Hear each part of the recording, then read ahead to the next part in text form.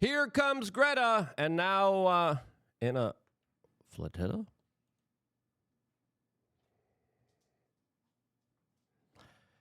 Yep, this says there's going to be a major confrontation right now as she's going to try to stop the Israeli blockade of aid to Gaza. How will that work out? As of course, we have already seen some very nasty comments in response to that, as geopolitically, the situation between Iran definitely is heating up, as domestically, some people are losing their minds and attacking people because of this very insane, crazy, divisive issues that sadly, a lot of people look like they're losing their minds over, as some people are saying that we should now designate an entire protest group as a terrorist organization. Is that something that we should do? Well, that's something that we're going to be discussing here all on this independent media broadcast. And if you like nuanced conversations that don't go off too far off into the political extremism that we're all inundated now with, subscribe, click the notification button, because I think you're at the right place here. All of this, as of course,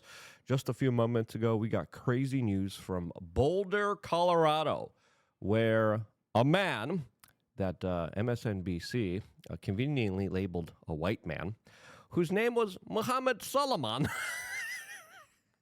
doesn't check out there. I don't know.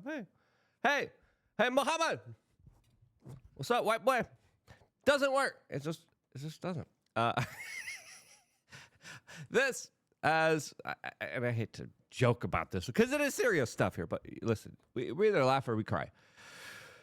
This Muhammad created a custom-made flamethrower and had other explosive incendiary devices and attacked and hurt 8 people, seriously injuring them at a march for Israeli hostages, as media reports are coming out that he yelled "Free Palestine" and then viciously, aggressively attacked these individuals that were protesting for Israel.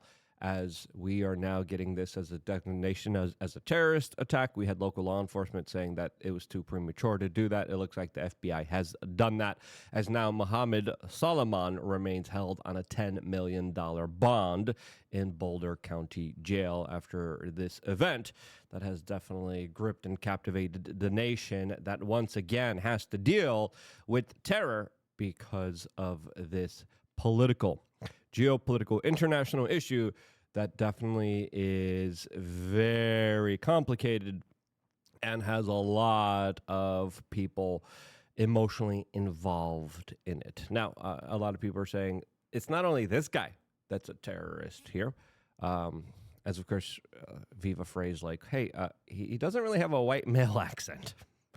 Hey, his name's Muhammad Solomon. It was just fascinating to see the media coverage, because again, once these events happen, you kind of see the worst from online media personalities and the corporate media. It's like no one cares about the actual victims, and everyone's like, please, let him be black or let him be Muslim. Oh, if it's a white guy. Oh, the people in MSNBC, I mean, they're probably doing seances. They're probably doing ritualistic sacrifices with chickens, chopping their heads. Please be a white guy. Please. Oh, please. And they didn't know. They had no idea who it was. But they automatically say, white male, absolute terrorist. Oh, wait, that guy's on our team. Not a terrorist attack. Nope, nothing to say here, folks. Don't worry about it. Let's move on. White guys...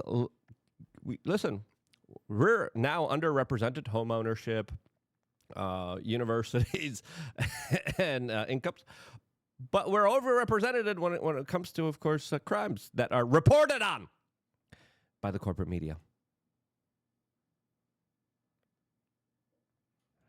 Yeah, I just don't understand. I don't get this. But hey, that's the current kind of reality that we are all living under right now, which is a little complicated, to say the least here. All of this, as just a few weeks ago, we had another person who was screaming "Free Palestine" go after 2 innocent young people, taking their lives in what looks like more of the Luigi Mangione effect that is captivating the left in all the wrong possible ways. As Laura Loomer, a right-wing kind of firebrand, to say the least here, came out and declared on social media that the Palestinian movement in America should now be designated a terrorist movement, which I disagree with. I mean, obviously, let's be honest. Let's have a nuanced conversation. The left has a little bit of a violence issue, okay?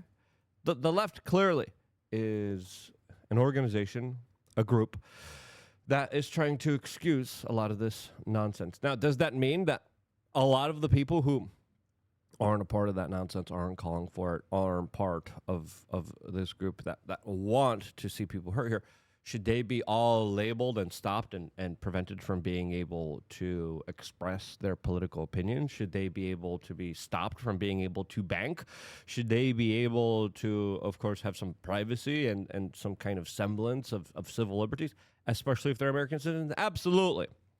But as far as, designating and lumping in a whole group and generalizing it, I think that would definitely inflame tensions here and wouldn't be the best situation to do. Now, targeted surveillance of a group that's becoming more and more radicalized, finding those radicals and then stopping them before they commit actions with targeted surveillance of individuals who are saying, yeah, Luigi's great. That's another argument, which I think it's fair to ascertain here, as of course now enters Greta Thunberg into the chat here, as of course we'll get to her in a little bit. Before we do, we wanted to remind everyone Father's Day is coming up. Get your Father's Day bundle on wearechange.shop. We have it here on our desk. We made it easy. We made it quick. We made it convenient. Look, you get this. It comes in the mail like this. You just take over the shipping label so it looks like you actually tried. When you did it, you don't even got to try. Boom. Got this box here. Put your name on it. Put your father's or father role figures or strong male role model here. Boom. And then you give them the gift of laughter and health. That's what I like to consider this as. Of course, we got a lot of great things in there. We got 4 items that are normally worth $126 collectively, but we're selling this bundle for $71. $71, boom. You don't even need to think about it. Get it now. We're mailing it out as soon as the orders come in. We want to make sure it gets there right before Father's Day. And really, lots of really great stuff here in this package. Let me just show you what you got here. Boom. He opens up the package. You got the manly. Listen, for the Mother's Day, we had the little nice freaking sparkly paper. We're men. We don't do that. Look, I might just do toilet paper next. I don't know. We got Essential Fatty, which is great here. We got ashwagandha, the chill pill. And then, of course, we got our new magnesium mist. I like magnesium mist because a lot of people are deficient. And, of course, we got our Make America. Look at that hat. Look at that hat. Make America not fat again. Yeah. Male testosterone. Great stuff. I can't recommend it enough. Ashwagandha, really great, especially in a 1 month supply. Definitely gives men the boost if they're dealing with a lot of stress. Lowers their cortisol, ups their testosterone, and overall something that is a very powerful tool. Again, make sure before putting anything onto or into your body, you do your own research. Not like Glenn Greenwald, but hey, I'm not going there. I'm not doing it. I'm just not going to do it.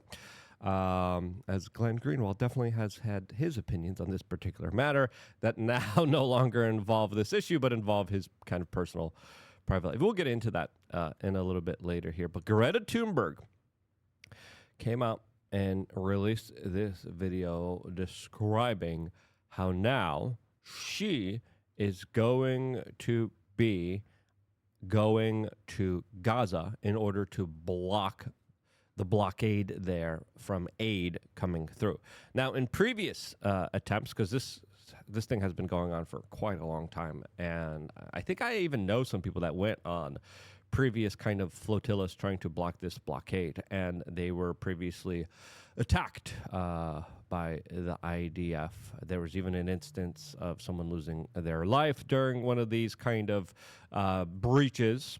And a lot of people are arguing what she's doing is reckless, it's dangerous. A lot of people are saying, no, it's actually heroic and very brave. And depending on your own kind of political preferences, it It, of course, differs significantly here. Now, to be honest, I'm not the biggest fan of Greta because of her climate change activism, which I found ridiculous. Now, when it comes to this particular action, I do believe that the blockade of aid and resources to Gaza is a little bit messed up, especially since, half of Gaza is children, and blocking that area and seeing the horrible conditions that people are living in right now, and they can't escape and they can't really go anywhere, just is absolutely awful. And what I think Greta's doing here is she's trying to bring more attention to this issue, and she's trying to deliver this aid, which of course will be met with resistance from the Israelis that usually repel and attack these types of boats. Now, she's declaring that there's aid here, there's doctors here, there's other people that kind of use the disguise of these type of like humanitarian aid efforts in order to kind of smuggle in some weapons.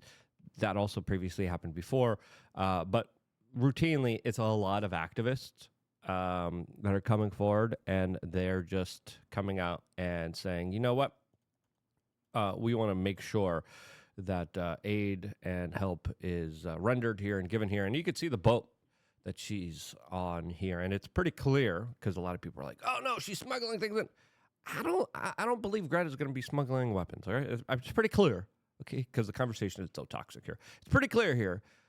There's some doctors there. There's some aid there, and it's not that big of a boat. It's like a little sailboat. Now, how will the IDF and the Israeli military respond from all of this? That's going to be the big thing here, because this could be a very big international case here that could devolve very seriously and truly could become a major kind of talked about issue. The fact that she's going there now is an issue that automatically is bringing more and more attention to this very kind of turbulent, divisive issue already. Now, will she be able to break the blockade? Will other people follow? This is going to be a situation that, of course, we're going to be keeping a very close eye on, as we have some people online saying a lot of really bad things about this situation. One person, Arsen Ostroversky, says, oh, look, the little jihadi. She's not a jihadi, okay? Let's be honest. She's like an autistic girl that loves left-wing woke political causes, okay? I don't think she's a jihadi, okay? There, Arsen, calm down there. But he says, oh, look, the little jihadi is trying to get into Gaza to show solidarity with Hamas. Okay. I'm pretty sure. Again, there's some leftist lunatics that are like, yay, Hamas, which is ridiculous because Hamas is a terrorist organization supported by the Muslim Brotherhood, supported by Qatar. Listen. Just because you care about the Palestinian people doesn't mean you automatically care about Hamas. There's a distinction there. Yes, some liberals are like, hey, and those Hamas guys wouldn't like them if they lived next to them either. But he says, it would be so sad if something were to happen to her flotilla. Okay, I see what you're initiating here, and it's this type of toxic rhetoric that really doesn't help the situation here at all, Arsen. And then, of course, we also have Will Chamberlain, someone that I know. It was kind of disappointing to see this comment here from him personally. And obviously, he is Jewish. He cares about his country, his people. And as you can see here, tensions and emotions are flared up incredibly. But I don't believe that this is the right statement to make here. And he says the Israelis could do the funniest thing. Okay, it's not funny. Okay, what happened to the previous flotillas? Not funny. People were seriously injured. People lost their lives. A lot of them are just activists. And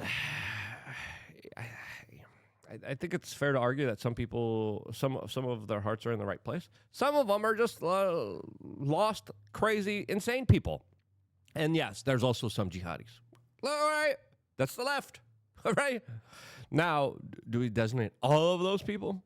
Right? Do you designate me in there because I want aid into Gaza as a whole terrorist organization? Well, with the way that things work with government, it's like, oh, he's loosely associated or potentially believes in a minuscule, small part of their ideas. Guilty. Debank him. Arrest him. Terrorist. I don't like that. I just don't like this heavy-handed approach here. I think the world would be a lot better off if we all just kind of took the pedal off the like took our foot off the pedal. I think the world would be better off if we all just like sighed, relaxed, and just try to understand that, hey, maybe we don't go as hard as we go here. As of course, the Times of Israel also today is reporting that the situation is going to get a lot more inflamed. There's been a lot of things at odds with Donald Trump and Bibi Netanyahu, as Bibi came out and says that Israel will control all of Gaza. As Simon Kupfer writes, what then? That will create a very kind of crazy situation. But there's been long-term plans here, specifically to build a sort of Panama Canal where the Gazan territory is now, in order to kind of counteract the Suez Canal, which is in control of the Egyptians. The situation is far more complicated, as of course it also involves Iran. And Iran, of course, is dismissing the United States proposals against them. Donald Trump sort of is saying, well, it's not really in our kind of interest here. He's still kind of playing this kind of act of a tough negotiator. But clearly, Donald Trump has kind of stopped negotiating for Israel when it comes to the Middle East politics. Now, domestic politics is a little bit different because they keep passing laws saying if you express a certain political opinion, if you're a college that criticizes the Israeli state, boom, we're going to cut your funding. While these colleges openly discriminate against Asians and whites, and there's no conversations about that. It's, some of their students also criticize the foreign government. Okay, that foreign government is Israel. All right. You're bringing way more attention to this. You're bringing way more of an issue that wasn't there before, but you're making it an issue. Now, Netanyahu, his plan was originally, and this is the kind of guys that they used here. They're saying, we got to stop the aid because Hamas keeps taking it. We're going to set up permanent bases so we could give out the aid. Of course, they're using also the latest Palantir tech to designate who should be captured, who should be interrogated, who should be just KIA'd and taken out. As now Palantir will be creating a database on all Americans here. Also, a very concerning situation here domestically that we talked about in Saturday's video. Go check it out. It's in the YouTube channel, youtube.com/wearechange, and then click on videos, and then click the icon that has Palantir in it. That doesn't look too good here, but this is the kind of guys. They're like, oh yeah, we're gonna go there permanently, and then we're gonna give out aid, and then we're gonna permanently occupy it, and then we're gonna send the Gazans over to Jordan, Egypt, Canada, Europe. Yeah, we're gonna make them refugees. Let's send them out. They're also promising to, of course, fly people out. And again, the situation is far more nuanced, far more complicated. As this type of scenario, this type of situation definitely is coming to a very big confrontation that sadly will not de-escalate from here. Donald Trump promised, we're going to bring, I'm going to be a president of peace. Look, listen, the guy's trying, all right? And he's definitely shaking things up in the Middle East. He's definitely not the same kind of president as Joe Biden was that would tough talk against Israel and then literally just do nothing else and continue to deliver the aid when he said he wouldn't. That's what Biden did. Donald Trump did deliver a lot of aid. He did also deliver 2,000-pound bombs. But with what we saw with his latest Middle Eastern trip, what we saw with the firing of Mike Waltz and a big portion of his National Security Council, it definitely does seem, especially with him kind of announcing the end of this kind of neoconservative era, that Donald Trump is a different political juggernaut that also is very kind of nuanced on this particular take here. He's kind of hot and cold here, and it could go either way here. But it's pretty clear here, Donald Trump is saying, hey, I want a ceasefire. I want peace inside of Gaza right now. Netanyahu's like, I didn't finish the job. I'm going to finish the job right. That's according to him. Listen, the situation is only going to get a lot crazier. Stay tuned because there's going to be a lot more reporting on this and a lot more insanity. What do you think is going to be happening to Greta? Let me know down in the comment section below. Stay tuned for more, all here exclusively on youtube.com/wearechange.